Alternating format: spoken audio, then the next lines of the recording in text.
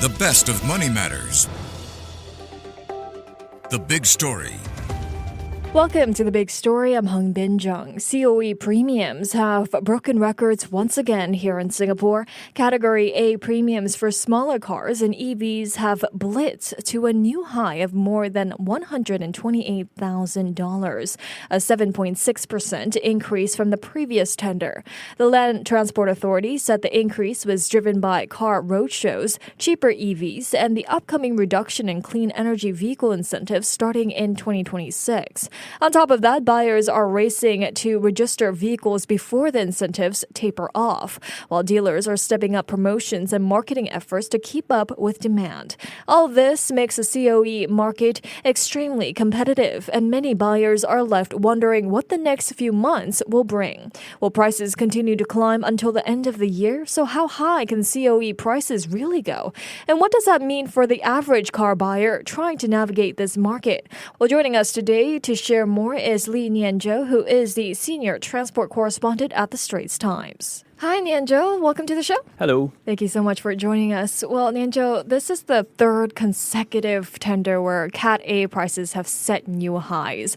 Are these record highs getting a little too out of hand already? I think the impression definitely seems to be things are riding away. Between September till now, we've already seen in Category A an increase of more than $20,000.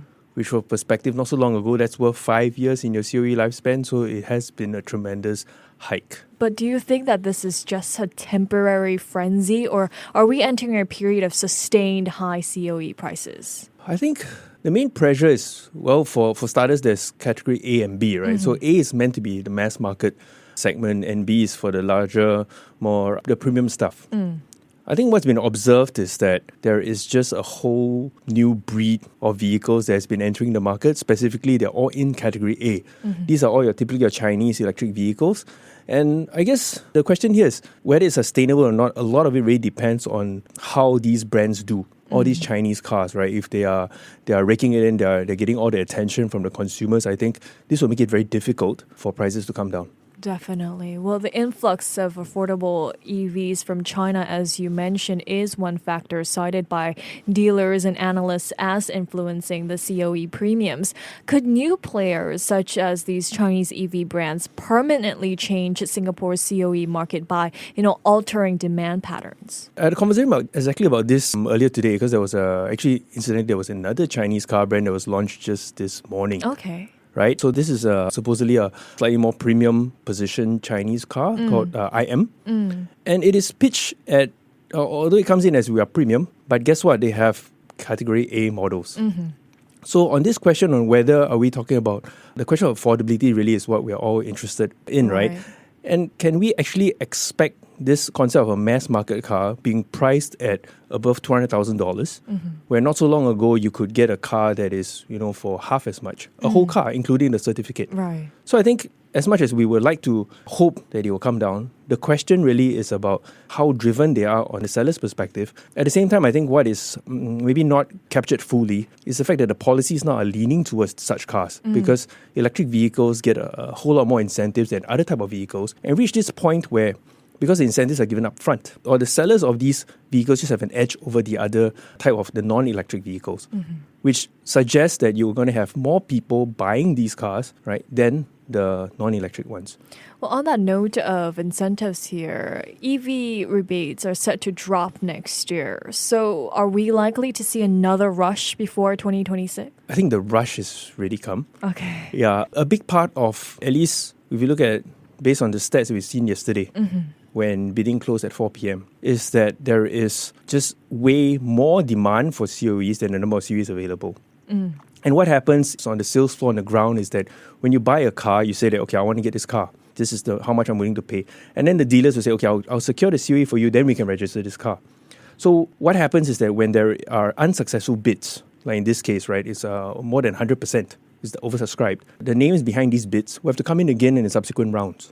In other words, even if we do not see a single car being sold from yesterday onwards, you already have enough bids in the market to clear the market, to take all the COEs. So to answer, are we going to see the prices going to sustain and keep it this way? I think more likely than not, the analysts have said that, and the data suggests that we will expect to stay this way until we clear this 2025. I mean, dealers have also been ramping up promotions and sales events, especially after the Car Expo late September. How much influence do such dealer activities have on actual COE outcomes then? Are buyers really reacting to these tactics? I think it's a mix, right? On the side of the buyers, I think there is this sense of FOMO, right? Because I heard, right, that so-and-so said that we're going to lose these incentives. I better get in now before, because it might be worse off in 2026. But on that side, this is where the sellers go like, hey, you heard the news, right? I'm not making this up. You should get in now, right? So they locked you in. And this anxiety kind of fuels itself because it perpetuates. But at the same time, the question here is that the reality is that the amount of incentives that's being reduced, right, from 25 versus 26 is $10,000, right? And yet COE has already gone up by more than $20,000 in a month. I don't see how buying now is like the better deal than 2026. However, we need to recognize that there'll be those who say that, look, my car is really old and broken now, or my COE is almost due, I need a car.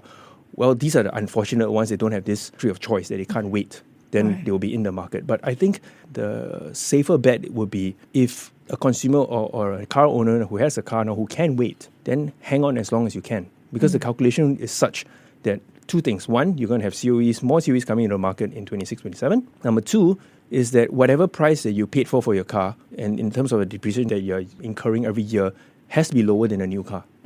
That makes sense. Well, I mean, more cars are expected to reach the end of their COE lifespan as well around 2026 and 2027, which could increase supply. So how likely is it that rising COE supply will actually lead to lower premiums given the current demand? I think it was quite interesting in speaking with some of the analysts yesterday after the close of the tender exercise, was that normally, right, in normal circumstance, historically, it would be such that when COE supply increases, you're going to see prices coming down. But something else has happened, and comes back to this phenomenon of the Chinese EVs. Okay. And not so much that because they're Chinese, but because they're EVs, because they get all these incentives. And that kind of changes the market dynamics because now we're not on a level playing field. A certain type of vehicle is getting a leg up because of the policies. Secondly, there is also this question of how bringing to the Chinese EVs themselves, right? It's been widely reported how Chinese manufacturers are now in this situation of oversupply. So what the actions that they will do is that now I want to go forth and get these cars out of China, export in every single market and get into. And this makes it very attractive on the dealer side to say that, hey, now I have access to all these wonderful cars, right? I mean, if you've not been in one of these Chinese cars, they are quite incredible. The big screens, all the tech you want. So they are attractive. At the same time, because they're driven to sell, you have this potentially that they will be willing to, let's just say, make less money. I don't think they're at a point when they're losing money. As far as the dealer's concerned, they are still making money, maybe less as the COE go up.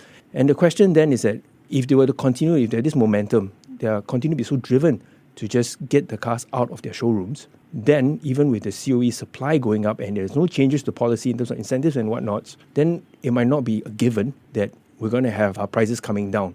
However, I do hope that we don't see it continue going up because it's getting beyond ridiculous now. Right.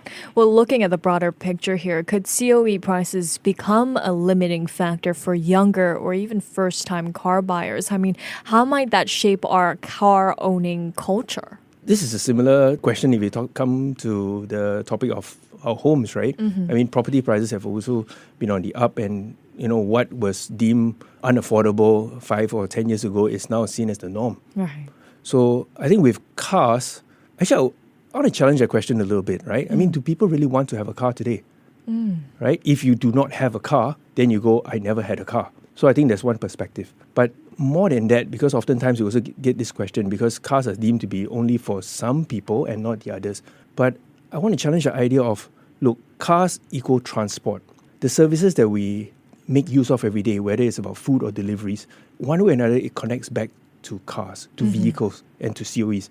So when the cost of transport goes up, okay, we can, on one hand, our day-to-day when we are commuting, we can say we can take the bus or MRT.